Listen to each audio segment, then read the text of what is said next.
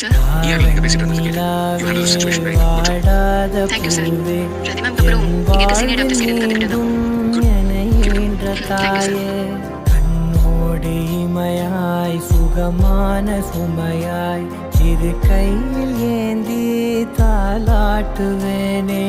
காற்றோடு தலை கோதி நதியோடு தவழ்ந்து உயிரோடு உயிராக உறவாடும் அழகே. வாங்க விஜய். பனியோடு நீங்க எதுக்காக இங்க வந்தீங்க? இப்ப எதுக்கு இங்க வேலை பார்க்கணும்னு சொன்னீங்கன்னு எனக்கு தெரியும். மதமூஞ்சலாடி தரை வந்து தமிழ் பேசும் இரு கால் வெண்ணிலவே சிறகாக